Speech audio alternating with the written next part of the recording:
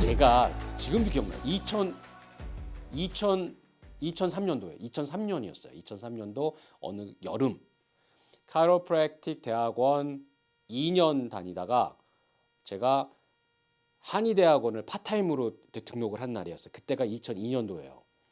왜 제가 그렇게 했냐면 그때 당시에 이거 제 생각입니다.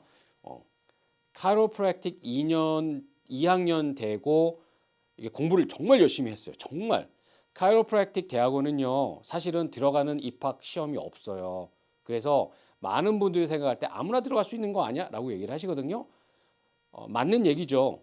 그 합격을 하면 들어가는 그 GPA, 그러니까 그 성적, 그리고 프리리퀴짓 해가지고 어떤 수업을 다 들었는지 이게 다 그 인정이 되면 이제 카이로프랙틱 대학원에 서류 수속이 되고 이제 다 이제 통과가 되면 이제 1학년이 되는 거예요. 들어갈 때 사실은 생각보다 수월하게 들어갔어요. 근데 거짓말 안 하고 카이로프랙틱 대학원을 졸업하는 거 굉장히 어렵습니다. 정말 저는 아침 7시부터 시작해가지고 점심 3시 반까지 이제 수업이 있었거든요. 점심시간 없이. 3시 반에 끝나니까 너무 좋다가 아니고 3시 반에 끝나고 나서 그때부터 또 공부를 해야 돼요. 왜냐면 공부했던 걸 공부를 해야 되니까. 한 학기에 뭐 15과목씩 공부했었던 것 같아요. 등록을. 그러니까 미드텀을 한 과목마다 2개씩 보고 파이널이 있다 그러면 3개를 봐야 되잖아요. 근데 과목 수가 15개예요. 그러면 15 곱하기 3이니까 45개의 미드텀과 파이널 시험을 봐야 되는 거예요. 그 중압감, 스트레스. 이거 페일 당하면 다음 학년을 못 가요. 다음 레벨로 못 올라가요. 제가 아시는 분들도 레벨이 안 돼가지고요. 쫓겨나신 분들 되게 많고요. 어떤 분들이 많은 질문. 카이로프랙틱 대학원 몇 년 만에 졸업할 수 있습니까? 그거 아무나 들어가고 아무나 나오는 거 아닙니까? 저는 되게 화날 것 같아. 그 얘기 들으면. 왜냐하면 들어가는 건 쉬워. 쉽지도 않아. 들어가는 건 어느 정도 미들급 이상은 돼야 돼요. 그러면 들어가면 거기서부터 나오는 게 되게 어려운 거예요. 어떤 분 정말 밤새서 공부 열심히 해서 3년 반 만에 졸업할 수도 있고요. 어떤 분들은 5년, 6년, 7년 만에 졸업하시는 분들도 있어요. 이게 만만치는 않습니다. 근데 제가 왜 카이로프랙틱 대학원 2학년 됐을 때 한의대학원에 파트타임으로 등록을 했느냐? 이거는 이게 주관적인 생각입니다. 저의 생각이었어요. 근데 저는 그게 맞았던 것 같아요. 지금 생각해 보면 쉽게 카이로프랙틱 의사는 닥터는 환자의 근육 통증, 관절 통증, 신경에 해당하는 통증, 그것도 디스크라던가 이런 신경을 얘기하는 거지. 뭐 암 이런 게 아니에요. 뭐 이렇게 브레인 뭐 이런 게 아니에요.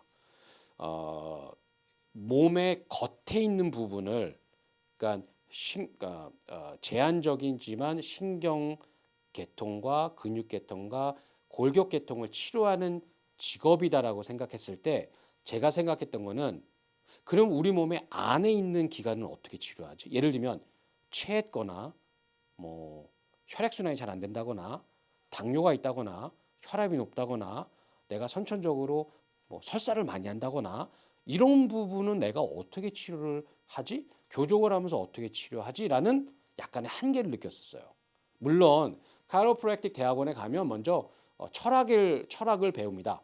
우리 몸은 innate 힐링 시스템을 올려주는 게 바로 카이로프랙터의 첫 번째 임무다. 그게 뭐냐면 그걸 innate 힐링을 한국말로 하면 자생이에요.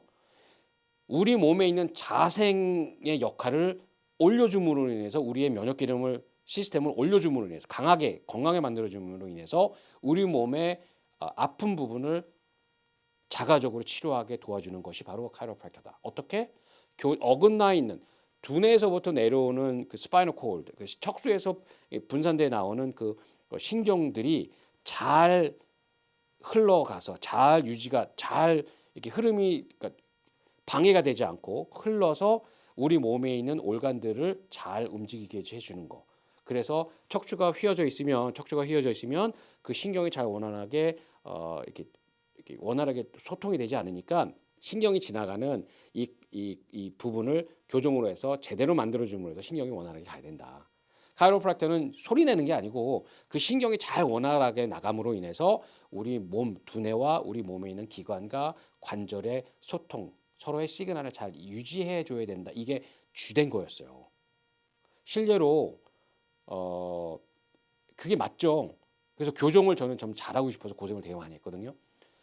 근데 실제적으로 유전적으로 간이 안 좋고 비장이 안 좋고 내가 신장이 안 좋고 교정을 하면 좋아진다고 얘기를 해요. 솔직히 근데 좋아지는데 좀 약하지 않을까? 좀 더 자신 있게 좀 더 내 환자를 도와줄 수 있는 방법이 있을까? 고민을 하다가 한의대를 간 거예요. 저는 그때 당시 어떤 생각을 했냐면요. 이거구나. 제가 한의대학원 들어갔을 때 저를 되게 좋아해 주셨던 교수님이 계십니다. 그분이 그 방자학과 교수님이셨는데 그 백출, 창출에 대한 이야기를 해주셨어요. 백출이 그렇게 우리 소화 기능에 도움을 주는구나. 그러면 백출 말고 창출은 또 어떻게 다르지? 또는 진피, 그렇죠? 진피와 쥐실 이것도 어떻게 다르지? 그러니까 약재 하나하나 이거는 케미칼이 아니잖아. 우리가 먹는 식품인데 이 약재 하나하나가 우리 몸에 어떤 기관과 연결이 돼서 우리 몸을 편하게 만들어주는 거지?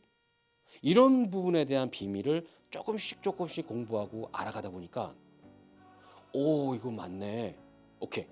남편이 있고 아내가 있는 것처럼 양이 있고 음이 있는 것처럼 카이로프랙터와 한의사의 두 직업이 만나게 되니까 시너지 효과가 더 더블로 10배 이상으로 100배 이상으로 넘어가겠구나. 좋아지겠구나 라는 생각을 해서 저는 두 가지를 공부를 했습니다.